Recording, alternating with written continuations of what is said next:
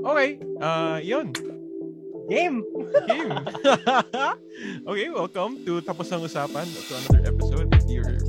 If you're listening to us again, thank you. Welcome back as Welcome well. back. Yeah, let's go, bitches. Sobrang pero yeah, you know how it is. We keep it rolling. Sure. We keep it fresh. And yeah, and this is your host. Another introduction, and this is Arvin speaking, and with me are Hello, I am Nex. Eto. Yeah. Let's go!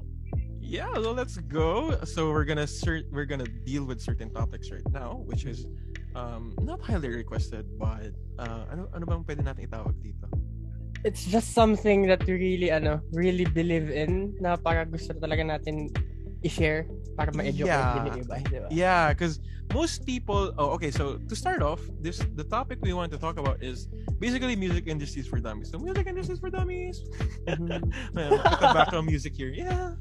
No, so something like that. So it's basically talking about how the music industry works in the Philippines, and yeah, we're gonna tackle how labels work, how management sometimes works, and Sometimes. yeah. Sometimes I would say sometimes, pare. Pero yung nga, like, ikaw bro, tanong kita, what are your viewpoints ba on working sa music industry in general? Wag muna tayo sa labels, industry muna. Like, what are your expectations ba once you got into this business? Explain mo nga. Well, para sa akin kasi, I consider myself as one of like the people na hindi talaga, like nung pumasok ako sa industry or sa scene na to, I really didn't know what to do, where to go, who to approach, or generally kung anong gagawin ko ba dito. I really just went here for the music, kumbaga. But it was a wrong mindset nung nalaman ko lahat ng backside ng industry kasi at the end of the day, it's still a business, and you really want to learn, and you really want to teach yourself how this thing works. Yeah. And ito yung problema. Walang nag-share or wala masyadong nagko-connect sa ibang tao. Nag-explain sa ibang tao, especially in layman's terms na parang madaling intindihin kasi it's always like very broad, very professional. Ang hirap niyang intindihin for other people. So it's very wala masyadong nagbe-breakdown masyado nito eh. Exactly. And sometimes some people who are actually signed or working with the label or just working in the music industry in general don't have an actual idea on how things work in terms of the business side. We just what we want to elaborate dito is basically to educate, to try to like pag-usapan lang natin to. Like yung experiences ko with working as, so just a little background. I'm not gonna say who I am signed into. It's just I've been signed for like almost, I think, it's been 3 years now. It's been 3 years. It's I'm signed under a label, and my band is, and it's a distribution deal that we're signed in, and it's basically just distribution. So explain mo sa kanila kung ano yung distribution, what it entails. Yeah. So basically, in the music industry, there's a thing called a label, which is a company that helps you distribute your music, market it, and sometimes help you produce music. Sometimes it helps you manage your stuff, like yung schedule mo, pare. If they have a management group, it depends on the label, pare. So, for example, may mga certain labels na may management group sila, and they might offer that to you. So, once you sign to them, meron ka ng management under that certain particular label. Tutulungan ka nila to grow or to manage your gigs, to manage your social media, so to manage everything, basically lahat na ipoproduce mo. You can also do it in a very hands-on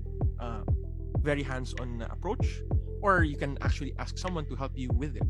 So, yung aking contract or is basically distribution, which is just to help us distribute our product. So, parang marketing exactly lang siya in a way. So, so basically, this is the best way to put distribution. Distribution is basically para kaming para kaming naglagay kami ng ito yung product namin, yung music namin. Pinasok namin siya sa SM para mabenta siya sa SM to the public market. So basically si the label, once you're in the distribution company deal, basically parang binibenta niya yung item nyo. Basically para silang save more. Kasi para silang department store, and people go to that department store to look for new music, or for example, we're just using it as an example, to look for new music, to look for and ang trabaho ni label is ipuput niya yung music nyo on the shelf, and if makita ng public masses, may bago tayong shit na papakinggan, that's what they do. They help promote it, and if they really like the product, then anong ginagawa ng kuwari, yung CDO, yung beef, yung lalagay nila billboard, 'di ba? May billboard. So that's a different deal, and yun nga, basically hini-help ka nila i-market. Hini-help ka nila i-market yung stuff mo, ganyan. Yun yung distribution deal. Basically, they just help you, in the word is distribute. That's the keyword, distribute. They distribute. That's just it. As it is. So those are the types of what you can expect if you get a distribution deal, which is the most I think the most common contract that most labels give you is distribution deals. The easiest thing as well, I think. Tama ba? Relatively, yes, it's the most easiest thing to get. Kasi some people think that, oh man, I want to get signed to a label. Ganyan, blah blah blah. You can do that, but if your product doesn't have enough reach, hindi rin mag-move yung item mo, no matter how much you like try to say na may confidence ka dito sa art mo, pero kung wala kang solid na foundation for your followers, and hindi siya mag-grow as much. Yun lang yung sides niya. Pero there's another thing, which is, I think I'm not gonna be very accurate on this. I'm just gonna go as is. This is not gonna be verbatim. Pero there's another one called 360 deals, which is very different. 360 deals is basically may management kang kasama. So basically, once you get signed into a 360 deal, they pay for everything, including they basically pay you advances, and once they pay you advances, you need to use that money in any way you can. Either use that to make the album, or a certain amount of songs that the label requires you in a certain amount of years, depending kung gaano katagal yung kontrata nyo. And they just basically help you with the direction of the album that they want. Because 360 deal nga siya, basically 360, they sort of not own you, but you're more they do. I guess they do. I don't want to sama nung word na own I own you. Well, we can go pretty dark into that if you listen to actually, if I'm gonna be very open to speaking against a label, I can, and I know a lot of music stories about the dark side of being in the label industry. If you want some sources, you could check out Prince's story. If you don't know Prince, just look up Purple Rain. Prince has a very, very messy side in terms of handling with the label side of things. You can look up his articles online. I'm not sure what year. I think it was around the 90s. Meron siyang actual case with a certain label. I forgot what label.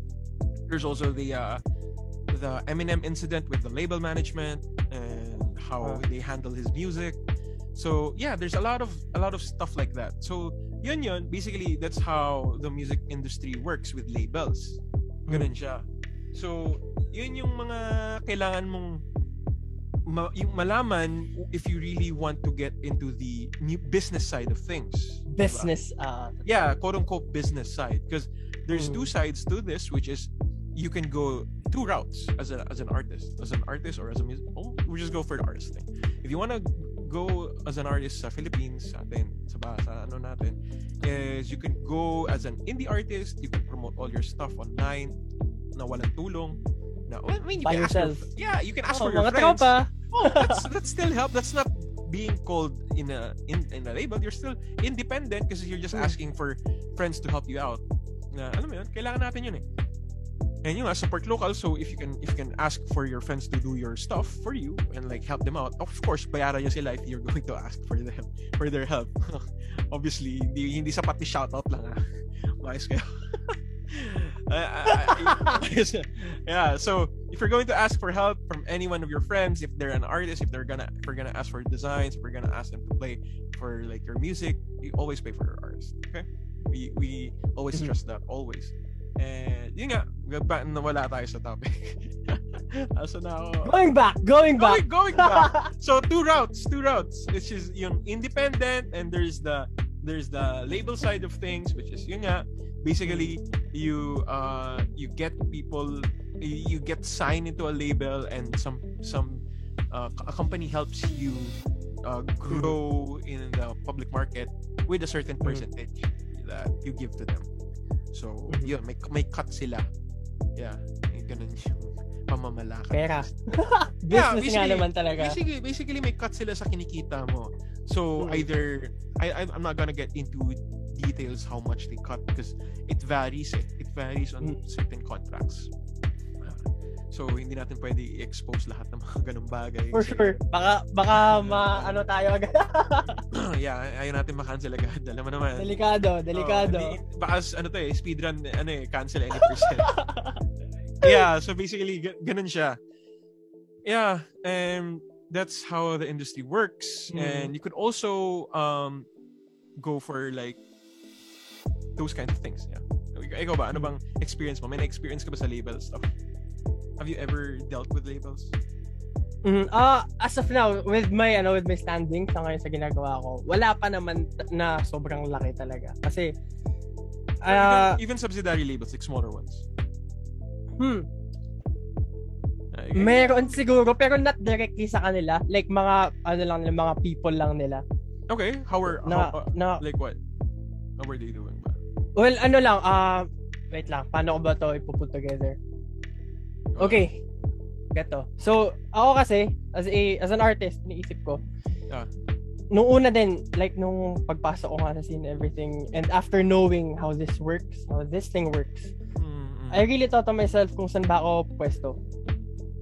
If I'm going to push myself as like an act, something in the main stage, kumbaga na parang, next, as an artist, as someone na on the front lines, kumbaga, na tumutugtog talaga and everything, or am I going to be on the producer side? Am I going to be on the back end of things na parang ako ba yung kasama sa team nung gagawa? The one who pulls the strings. Exactly, di ba? Exactly. Yeah. And for like the first few years, I really thought to myself na okay, I'm going to go for the main act kasi it's the spotlight that I'm craving. Mas exciting yun eh. Di ba? Kasi pagpasok mo sa music, tas may kita mo yung mga kasabayan mo, parang ang saya, parang cameras all over you, whatsoever. Hindi naman sa cameras, like, alam mo yun, yung spotlight lang talaga of being the attention, the center of attention.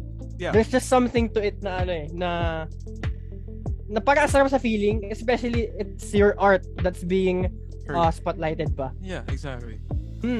Kaya parang, okay, I tried to push that. Okay. I decided to go with multiple bands kasi I tried to do it with this one band and this didn't work, so made another, didn't work, so it's kind of sad to think about it right now. Actually, I'm now just realizing. Kaya natin yan, dude. Tayo na. Yeah. Pero for the longest time, wala talagang kumakausap sa akin and sa amin. Even with subsidiary labels, with the smaller ones, wala talaga. I mean, at that certain point, naisip ko, okay, baka hindi lang talaga para sa akin to, or am I doing this wrong? Am I not doing anything right? What should I do? And then lately, mga last 2019, I think, very lately lang, the time that I started producing, before I met you actually. Full disclosure, hindi pa kami nag-meet in person. This is just an online fling. Actually, full disclosure, hindi pa kami nag-meet in person. Kilala ko si Nex from a tropa of a tropa. And now we're here. Yeah. But yun, going back, after producing or trying to produce, kasi I'm still learning, and after posting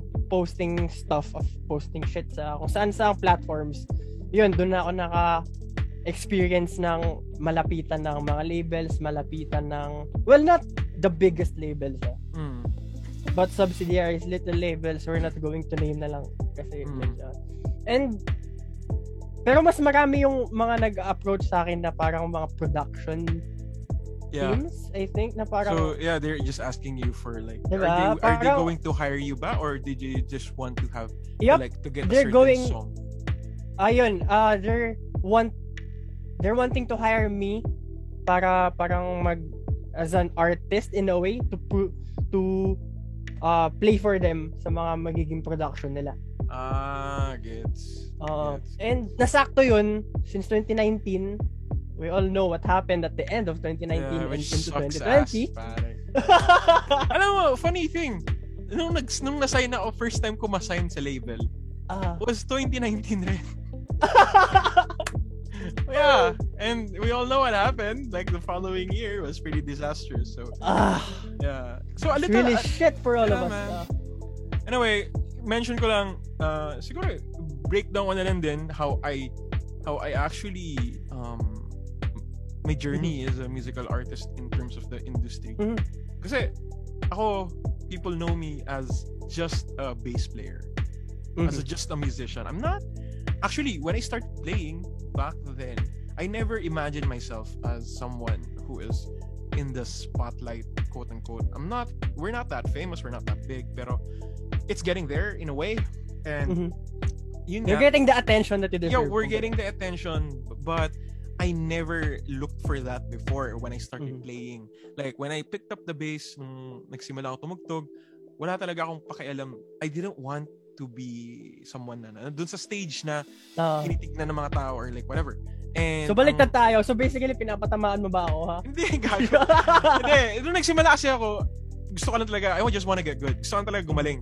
Kasi may mga idol ako na bahista na I didn't really care na I never thought na magkakaroon ako ng band that can reach that level.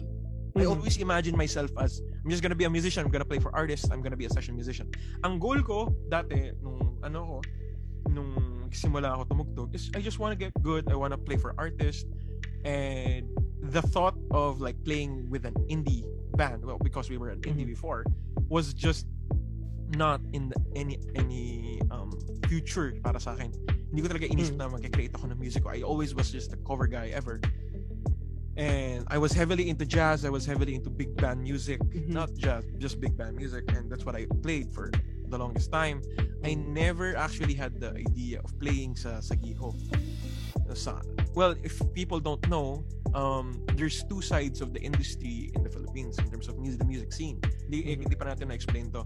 So, the two sides of the music industry sa Philippines, aside from the business side, is there's the indie scene, which is, we'll just call it the indie scene, which is OPM originals, which we only play original music, sometimes covers, but mainly we push or strive to push the original music of Filipino artists. And yung isang side niya is, which I used to be a part of, is the session scene or the banda scene that we call. Pag sinabi nilang banda scene, yun yung mga tumutugtog sa, I guess we could say Roadhouse, ganyan, or like we play in like rock, hard rock, we play in like some badis, but I've never played in badis, unfortunately. I've never tried it before kasi no one really asked me to play for that there. Pero I used to be in that scene. I used to be dun sa banda scene na tinatawag nila. Wala ako sa indie dati. As in, wala akong idea na may ganun pala. Alam mo yun? Kaya hindi ko alam na it's a whole different world. Honestly, pare, tumugtog ako nung nalaman ko yun, wala akong idea na may ganun pala. Ang alam ko lang is may banda-banda lang. Nag-jazz ako nun, quote-unquote, trying hard. Pero I never had the idea na ay puta, may OPM scene pala, may indie scene pala na tinatawag. Hindi ko alam yun. Na-discover ko siya, actually, a little bit of a backstory, is 2015 lang. I played for this one guy who I am friends with in church. Ang pangalan niya is si Glenn Tiopes. He's a folk writer. he's a folk singer-songwriter, and he does folk music, obviously. And he invited me through one of his friends na sa church when I used to play sa church. In-invite niya ako na tumugtog sa banda niya. So we played, we hanged out sa and hindi ko to alam. Like, original music. Ito yung first exposure ko sa original OPM. And when I played with him, I was like, oh shit, Stig. Like, I'm playing someone else's music who is like, the artist is like literally there. Because when I played music before, I only listened to like Bruno Mars, like mga stuff na you'll never imagine to be playing with. So playing with someone who made the music there is something new to me. So he invited me and we played, and ang first exposure ko was actually a pretty big gig, I guess you can call it a big gig. Was yung debut na single ata or ng a music video ata launch ng Benny Bunny Band. Sa Sagiho to. Yun yung first time ko tumugtog sa Sagiho, bro. Though I forgot what year was. I think it was 2015 rin ata. 2015 rin ata yun eh. Tumugtog kami sa Sagiho. First time ever ko tumugtog sa Sagiho, man. First time ko ma-encounter na fully packed yung Sagiho. So my first exposure of Sagiho, punong-puno yung Sagiho, man. Kasi nga MV launch ng ng Benny Bunny Band, and they were pretty big that time, and actually up till now, and they had quite a following, and the stage was full. So syempre na pressure ako, man. Alam mo yun, like, God, what is this? First time ko tumugtog ng original music, tapos ano to pinasok ko? Exactly. Yun yung first exposure ko sa OPM, sa indie scene. Then I played with them, and then things got busy for me kasi during that time I was also in school. Nag-aaral ako ng not music. I was studying RadTech, Radiologic Technology. And conflict of interest, obviously I was studying really hard. I was also working with a different band, which is yung banda ko nga, which is paid bands. Like I used to work every week. Tumutugtog ako sa isang bar sa Alabang, which is sa Incognito, yung pangalan ng bar. This is a jazz bar. Doon ako nag-work dati. And I was doing that sabay, ang dami kong bands, and may banda ako nung Sundays pag galing ako sa big band, and then after ko noon meron akong church band. Tapos hindi na nagkasundo kasi nag-aaral pa ako sa EYAC.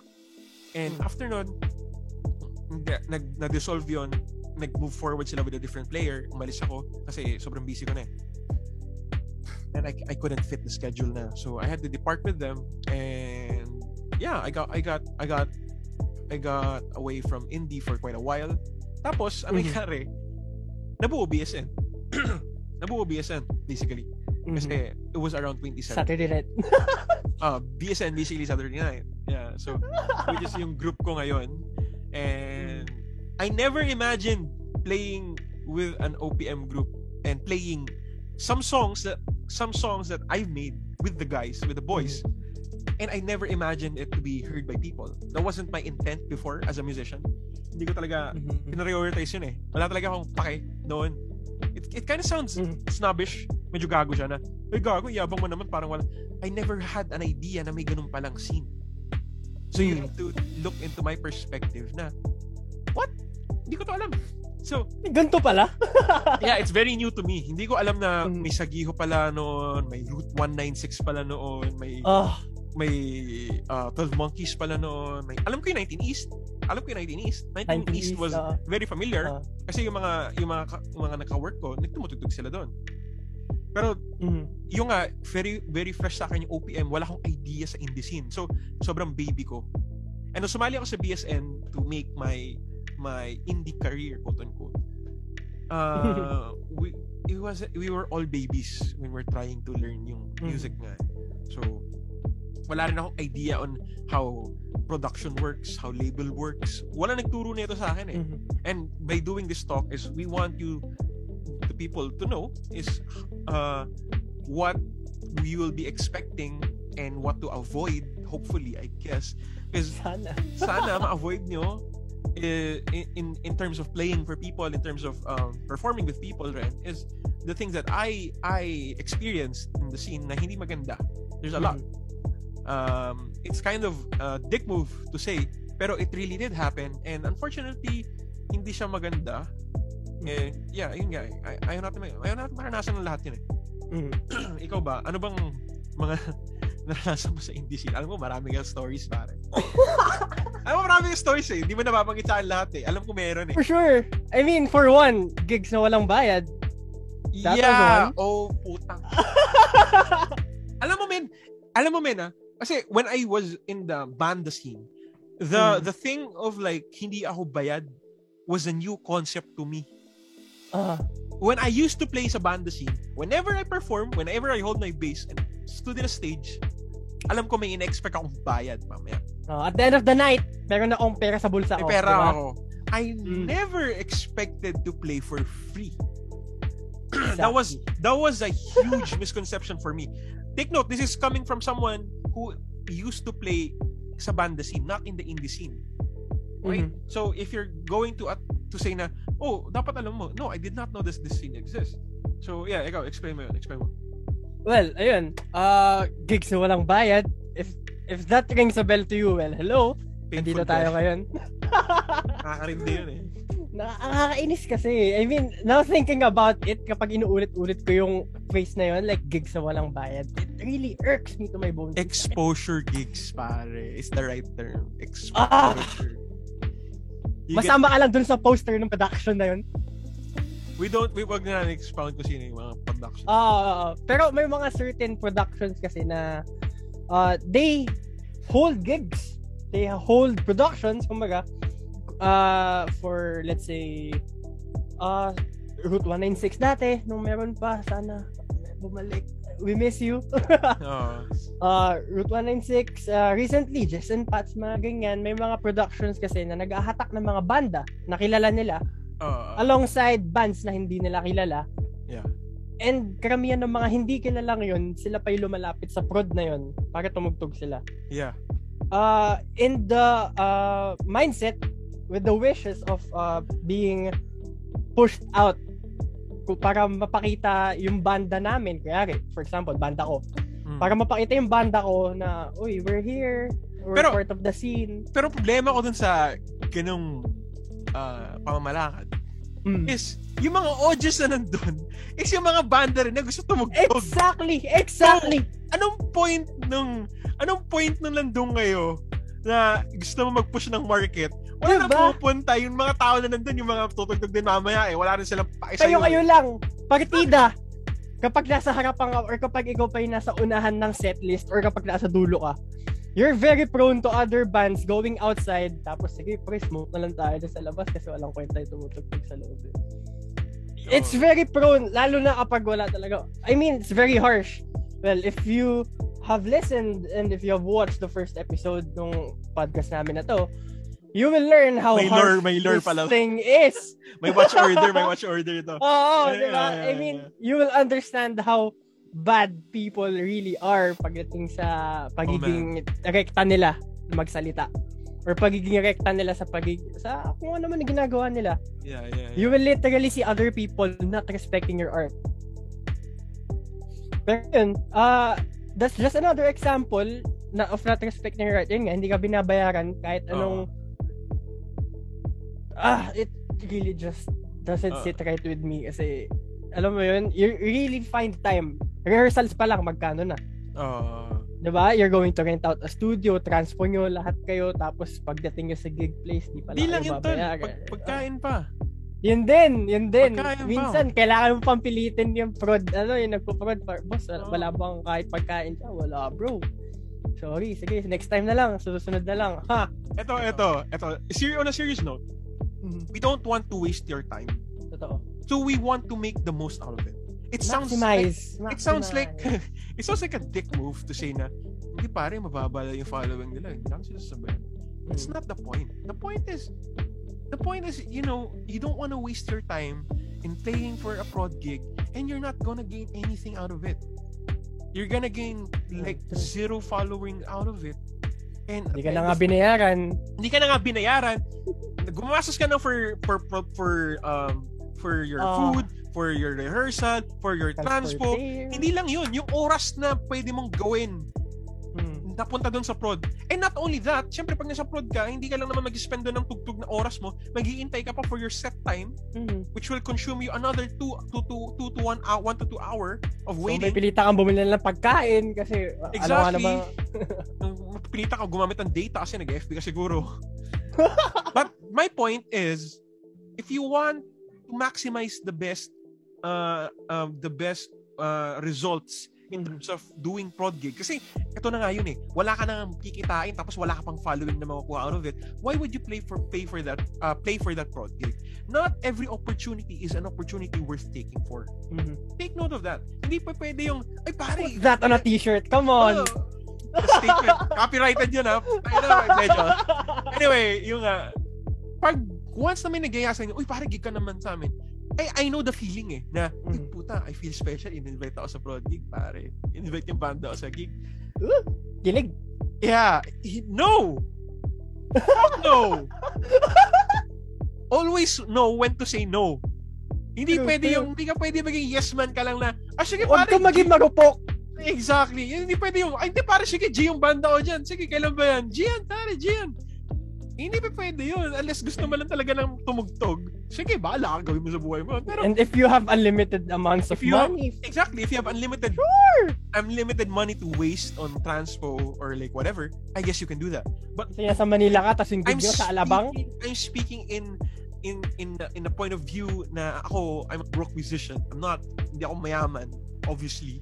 And makikita mo nga na I want to make the most out of this na pag nag-gig ka, there's something out of it even if wala kang kinita that night.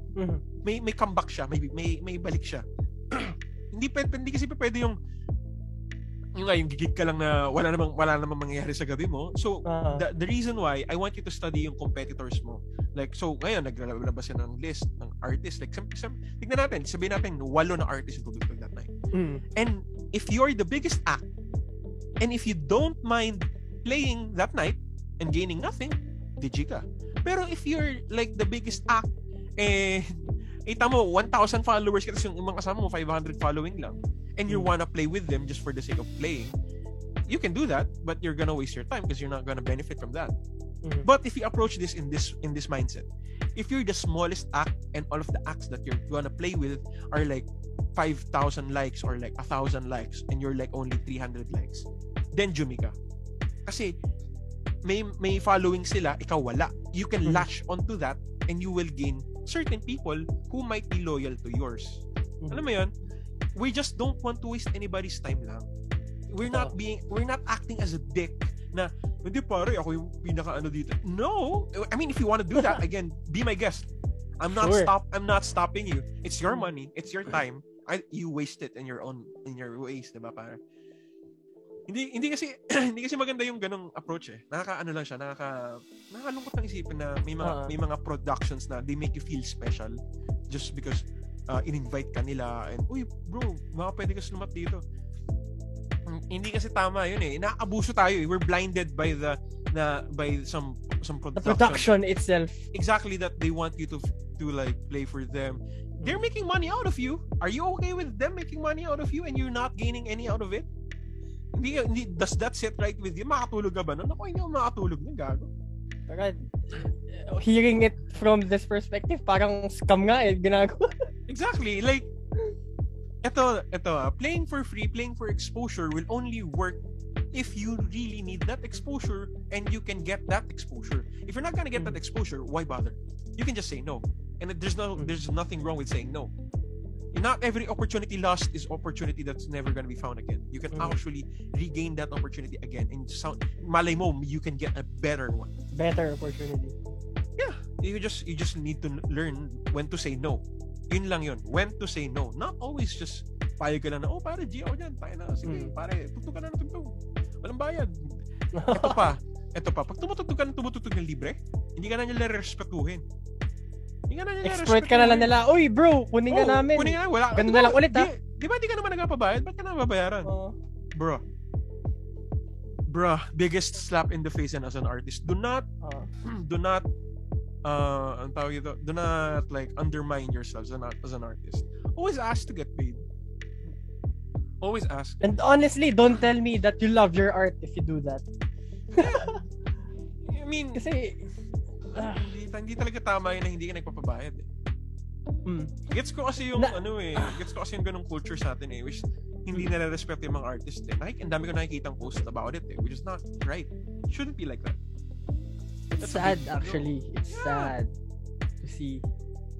Hindi, now that I think about it, parang siya investing eh, di ba? Kasi why would you invest in something na hindi ka naman talaga kikita? No. Or hindi, alam mo na malulugi ka, mawawalan ka. Yeah, exactly. Not a smart move at all. No. Big waste of time. Exactly. Like, man, the way people tawag ito, they just take advantage of people sa atin.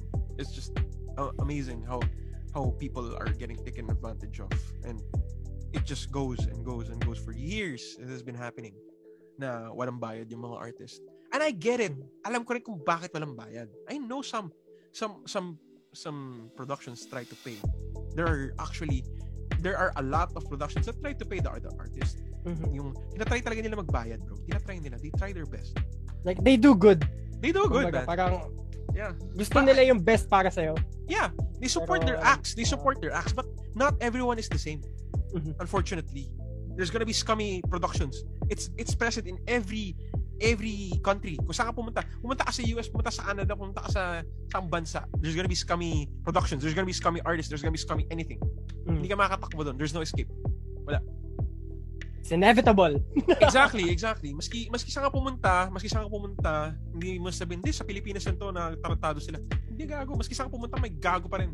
Hindi mo matatakasan yan. Pero, don't lose hope. There are actually some prods that are really nice. They will help you. Tutulungan ka nila. And when they help you, they'll really help you out. Yeah.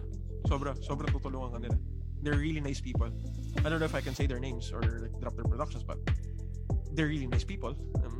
I'm not gonna say anything muna. Pero luckily I've met a lot of people there.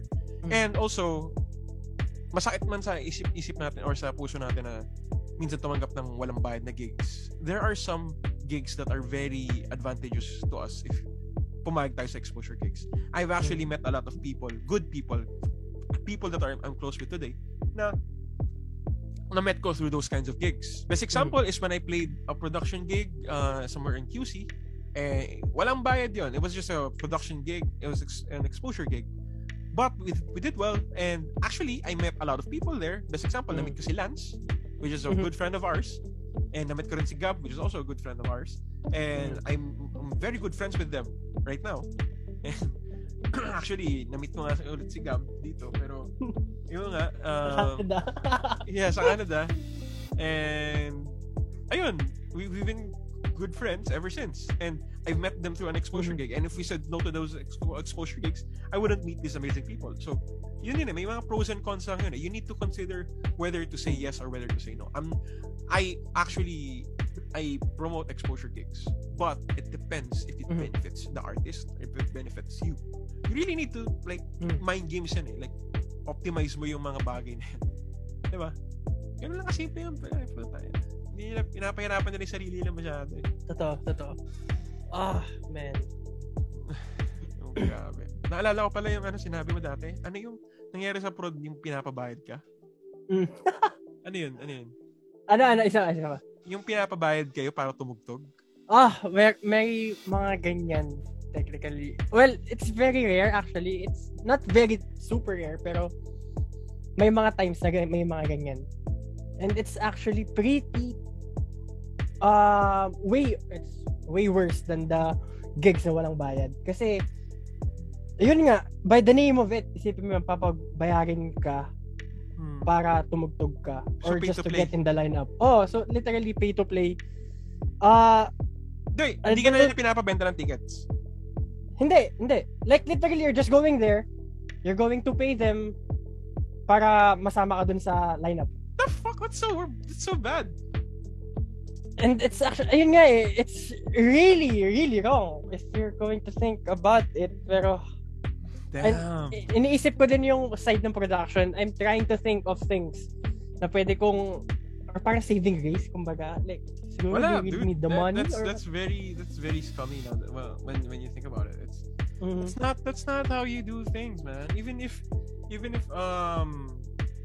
anywhere, like, diba? I guess that could apply if you're selling tickets, pero I mean, some prods do ask you to sell tickets. That never happened to me before. But I do know that does happen even till now. Mm-hmm. Yeah. So, may mga ganung bagay talaga na nangyayari. Which is pretty interesting. Yeah. Which is pretty interesting. So basically, kailangan lang talaga, guys, is kilalanin nyo din. Pag nandun kayo sa prods, kilalanin nyo din kung saan kayo pumapasok, kung sino-sino yung mga kausap nyo para, di ba, at least sa susunod, diba? Para alam nyo na kung magkakamali ba kayo or hindi. Kung tama ba tong pinasok nyo o wala na to, labas na lang. Damn. Yeah, that's the messed up side of it, man. It's just it's like pretty sad now that I think about it. There are a lot of good times during prods. There's also a lot of dark times where you don't get paid. And we always strive for the Filipino artists to get paid. Always get paid. That's the number one goal as an artist, is we want to benefit from this, playing our own music. Kasi nothing feels better than earning a lot of money doing your own music. Let's be real. Yeah, I mean, it feels great. It feels great to get paid doing your own music. Actually, it does. It feels great. Because at the end of the day, this is what we do. This is our livelihood. This is not just a passion na, hindi pare, puro pera lang iniisip mo. It's part of it, but it's not 100% of it. That's why I also play exposure gigs, kasi I get to meet a lot of people. My friends are there, and when I see my friends in the lineup, uy, puta na, hindi ko na, tagal ko hindi nakita si tara, tayo, para makahangout tayo. I get an bonding din yun. I get an excuse to make new friends. I get an excuse to meet other people. I get to excuse to go out. And yeah, I enjoy that. But I also do have the occasional paid gigs, and I do have the occasional exposure gigs. So there's a healthy balance. There's a healthy balance to it, which is very important. Yung balance nga in terms of gigging. Kasi yung gigging scene sa atin is very, very weird. And actually, share ko lang. Quick backstory. Right now, currently, nasa Vancouver ako. So, I tried playing here, and it's very different. It's very different, pare. It's very different. The way they handle the music scene here is very different. When you play in Manila, sa atin, may band, pag may banda, may band setup, may drum set, may PA system, may mics, kompleto, di ba? Ready na. Pag tumugtog ka dito, which is actually a shocker for me. Actually, not a shocker, pero I have an idea, because I actually watch a bit of like vlogs. Nanonood ako ng mga vlogs ni Yannick Gustala. If you don't know, Yannick Gustala is an amazing bass player. He does daily vlogs actually. And whenever he does gig vlogs, he actually has an amplifier that he brings to his gigs. It's like, I always wonder, like, why does he always bring amps? Yung pala, I just found out is, kailangan, pag tutugtog ka dito, you need to have your everything.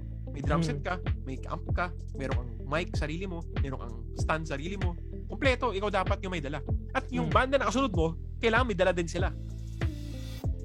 Hindi pwede yung pahiram gamit. Kompleto yun Kailangan may dala kang amplifier ng bass, gitara, tapos keyboard, kung may keyboardista kayo, may mics yung singers nyo, may mic up kung backup nyo, tapos may instrument kayo, obviously. May drums kayong dala, drum set.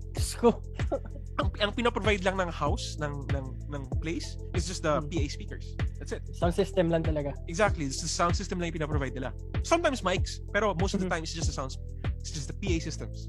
And it's actually a common thing in the North America region. NA and the US itself is very self-providing lahat. So lahat ng musikero, pag nasa NA ka, North America, or nasa America ka in general, lahat sila may gamit. Sa atin, ang kailangan mo lang sa atin para tumugtog, kailangan mo lang ng gitara, tapos sa sarili mo. Tapos pag may gig ka, punta ka doon, yung drummer nyo, ang dala niya lang minsan, cymbals lang. Sticks cymbals. Minsan sticks lang eh, just go. Minsan nga, sticks lang eh. Pero alam mo yun, salang na agad. Rekta na. Okay, tapos na tayo. Magtono lang ako saglit. Okay na. Sa dito, dala mo lahat, pare. Setup mo, ikaw bahala. Oo, pati uwi mo. Dalayin mo lahat yun. Yun yung na-found out ko. Kasi, nagkaroon kami ng gig with my big band, which is, nag-rehearse kami sa Marpol. And, nung nag-gig kami somewhere dito sa Main 29th, nagdala kami ng gamit. Lahat kami may dala kaming amplifier. Lahat kami may dala kaming drum set. Kompleto. We brought everything. Which is actually quite funny. Pero it's actually really cool when you see it. Kasi dala namin gamit. And you find out na lahat ng mga musikero dito, invested sila sa lahat ng gamit nila, bro. Kaya nga pati ako napasabay ako sa pag-invest ko sa amp ko eh. Amp ko, sa gear ko, invest ka lahat. If you really wanna make it, man, you really need to spend that money. Sa akin, bili ka lang ng magandang gitara, set ka na. You never thought of like buying a really good amplifier. Or you never thought of getting like a stock combo or like a stock amplifier, diba? You only thought about buying the best effects pedal. You only thought about getting the best guitar. You never thought about the best amplifiers because you always thought the venue will handle the amps. Diba? Which is actually a pro and a con. The pro is hindi na kailangan magdala. Hindi ba kailangan magdala? Obviously, if you travel light, dala mo lang yung board mo, dala mo lang yung gitara mo. Ang con niya is hindi mo ma-memorize yung tone mo. Wala kang solid na tonal tone. Yun nga eh. In general. Character, let's say. Sige. Yeah, wala kang dalang amp, which is, I know, it's a bother to bring amps. You need to have a car. It's a luxury. Sa Philippines, na may kotse ka. It's a luxury. Dito kasi sa Canada or sa America in general, hindi luxury ang car dito. It's a necessity. It's a different kind of thing. Necessity is kailangan mo magkakotse. Sa Pilipinas, luxury yun. Gusto mo ba magkakotse? You don't really need it kasi public transport is very readily available. Yun yung difference. Kaya yung mga gear dito sa Canada, kailangan ikaw talaga dala-dala mo. Even nga pag gumigig ako, dala-dala ko yung amp ko, nilalag ko yung amp ko, pag maski malayo yung gig ko, putya, dala-dala ko yung amp ko. Kaya kumuha ako ng maliit na amp na pwede dalhin. Pero 60 watts lang to, pero pag bumuga siya, parang naka 100 watts. So, yun yung mga yun yung mga investments dito. Yun yung mga subtle differences. Actually, not subtle, pero the main subtlety of gigging in the US or in North America compared to the Philippines. The scene is very different. The scene is very different, and the way they handle the music is very different. Yeah, yun. Interesting lang to find na ang hirap. Actually, ito mas mahirap to make it in the US than to make it in the Philippines. I'm gonna say that. I'm gonna say that. I'm gonna drop that shit, bro. Hot take. I'm gonna drop that shit. It's actually harder to make it in the US scene or in the NA scene than the Philippines. I'm gonna drop that. Hot takes. Let's go. It's super hard to make it in the North America, pare. Ang hirap. Whoa. Bro, it's unimaginable. It's really hard. Kasi you need to like get everything together right. You need to have someone who has a really good drum set, who's really committed to this, who can also drive kasi he needs a car to drive his drum set around. You need to have a car that can lug around an amplifier. You can when you tour, dala-dala mo yung gear mo. Unless sobrang big nyo na pwede kayo magtumawag sa venue na I need this PA, I need this rig, you can bring this down, we'll just rent it for the night. But if you're a starting act, you need to have your own equipment, and equipment is very expensive. Not only that, yung travel expenses mo and your rehearsal expenses is really expensive. Studios in here is really expensive. Really, really expensive.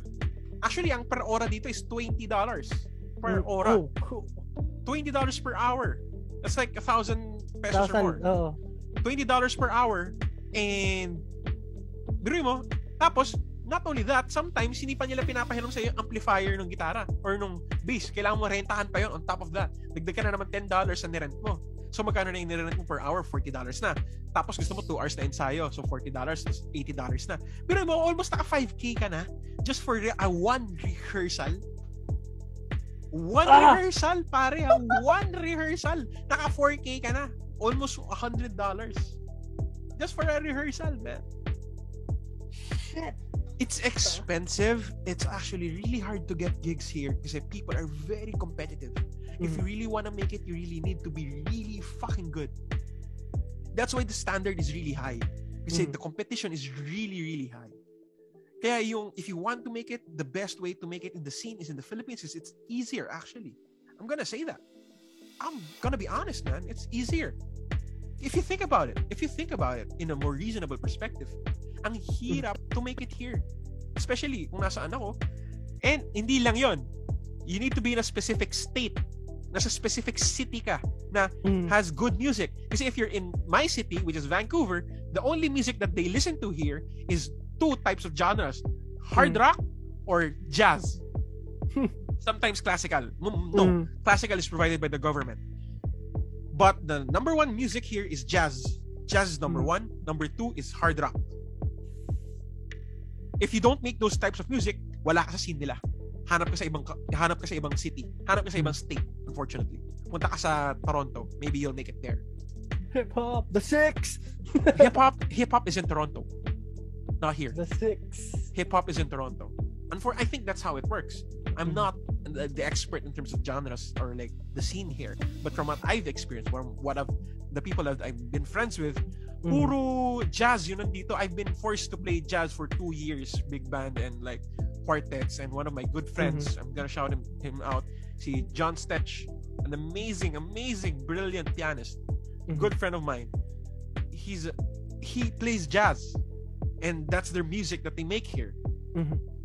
And it's different. The culture is different. If you don't play jazz, wala ka sa scene. Go to another city or go another to another city. This isn't your city, fam. This is not you. This is not you, unfortunately. So how are you gonna say that it's easier to make it abroad, pare? It's easier to make it into the States, pare. If mag-music ako, pare, sa abroad, mas madaling kumita, pare. That's a lie. Whoever told you that is a fucking liar, and he's never been here. He never lived through the city. He never tried to make music in the city.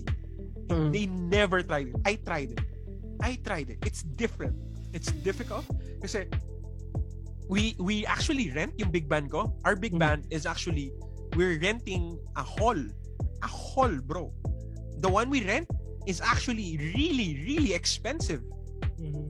Ang bayad namin weekly, pare, para makapag-ensayo kami. Ang binabayad namin is $15 per head times mo 20. Imagine mo na lang magkano yun. Hindi ako magaling mag-math, kaya ako nag-music. Same. Let's not talk about that. Imagine mo, yun yung binabayad namin every fucking week. Big band. Nag-rehearse kami for a hall. And you're going to tell me na, di pare, it's easier to make it abroad, pare. No, it's not. You're lying to yourself. People who say that, number one, they have the money to do it. Number two, they have the time to do it. Number three, meron silang sarili nilang studio. Not everybody has the luxury of owning their own studio abroad. Number one, you can get noise complaints depending sa neighborhood kung saan natin. You can get noise complaints. Kung nandito ka sa area ng state, kung nasa area ka ng place ko, pag tumugtog ako ng past 11 or past 10, dude, pwede ako tawagan ng police. Sabi nila, ingay ng ano yan, hindi pwede yan. They'll just ask you to like shut up. You'll get a noise complaint. See, it's hard, man. It's hard. They think it's easier abroad when it's actually easier to make music when you're in the States. They're pretty supportive in the music scene. Hell no, it's actually harder. And the problem is in Vancouver, they tried to kill the music scene here because it's actually very difficult to get gigs right now. So yeah, share ko lang. Easier, again, to make a point clear, it's easier to make it in the Philippines or in any Asian country. I guess I'm not sure, but just don't try it. If you want to try it in the US or in North America, study the state of kung saan ka titira. If your music works with that area, go for it. Number two, make sure you have band members that are willing to have equipment, who are willing and committed enough to pay to invest their equipment, invest their time for it. Yun yung mga things to consider. Sa Pilipinas, ang things to consider mo, may gear ka, may gitara ka, may pedalboard ka, may keyboard ka, may bass ka, may effects ka, tapos may yung vocalista nyo minsan wala pang microphone, madalas walang mic. May drumsticks yung drummer nyo, set na kayo, banda na kayo. Punta kayo studio, magkano studio? 300 pesos per ora. Maski mga 4 hours kayo doon, okay lang. Tapos set kayo, tapos pupunta kayo sa gig. Magkano lang pamasahe nyo? Let's say maka 500 kayo pag nag-Uber kayo, pag nag-Grab kayo, nasabay-sabay kayo. Pagdating nyo doon, salang kayo, wala kayong problema. Dito, if you wanna play here, you gotta think about the travel time, you gotta think about the fucking equipment, you gotta take care of it. Siyempre, babaklasin mo pa yun pagkatapos ng gig. Ayun nga eh. Diba? Man, it's hard, bro. It's hard. Honestly, iniisip ko lang din. Kasi if balak mo pumunta sa ibang bansa to go for this thing, kung dito pa lang sa hometown mo, hirap ka nang kontrolin yung scene mo or yung parang way of doing things mo dito, paano pa kung lumipat ka na sa ibang bansa? I mean, yeah, man. Like, it's actually something that's really, really you should think about if you want to move somewhere. Kasi mas friendly yung scene sa atin in terms of like, in terms of the money side, in terms of the commitment side, I guess. Ang hirap dito, pare. Ang hirap to make it. I actually had a friend who keeps on messaging me sometimes na he messages me I think every other month. Sabi niya, bro, kumusta yung scene dyan? Ganda diba? Gago. Sino nagsabi sa'yo na madali dito? Whoever told you that is a fucking liar, bro. He's stupid. Balikan mo yun. Sabi mo, mali ka, gago. Why are you gonna believe someone who's speaking from the Philippines? I'm already here. Like, I'm already saying what I'm experiencing, and I'm letting people know na ito yung nangyayari kasi I'm already here. First-hand experience na. Exactly.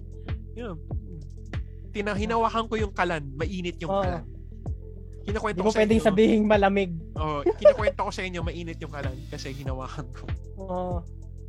So, man. It's hard, bro. Yeah. Ikaw, may ano ka pa? Last thoughts before we go?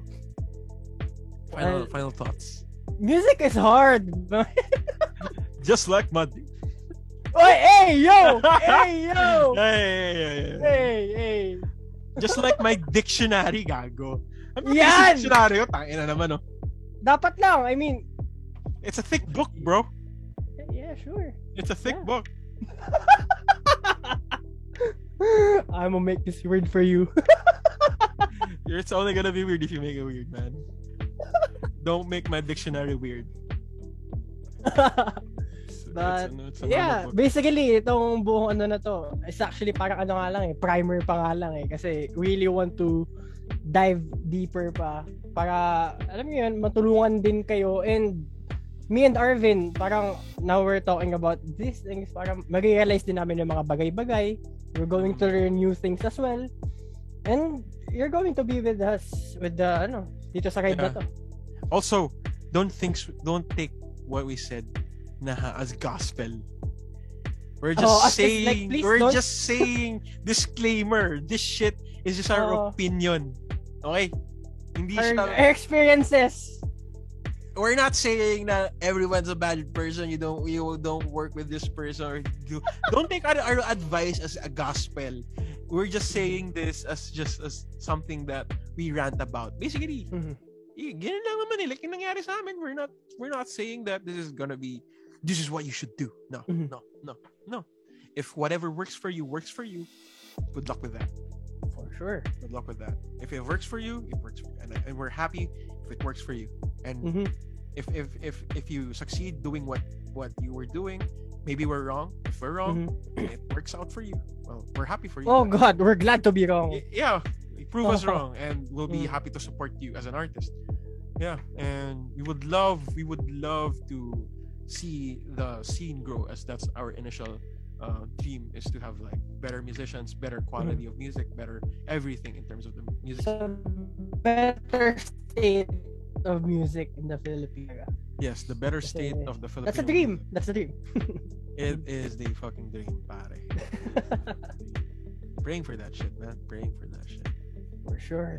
So, this has been Tapos ng Usapan, and you catch us Yeah, tapos na usapan. Tapos na usapan. Diba? It rolls off the tongue easily, pare. Tapos na usapan. And I guess you can catch us on next week. Also, a little disclaimer. Oh no, not a disclaimer. We want to shout out something. We want to try out something. Heads up lang. This could be a thing. This could also not be a thing.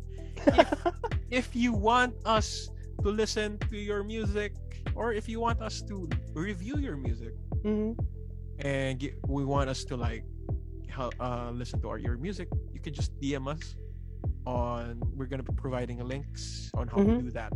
Yep. Soon enough, and yeah, we might make that a thing in the future. Not in the future. This episode. True. Yeah, it's just something that you can expect sooner. Yeah. Not sooner. Basta, the same thing if you want to listen to our music. Andun din. Alright. Sige. Okay. Alright. Peace. Goodbye, guys. Let's go.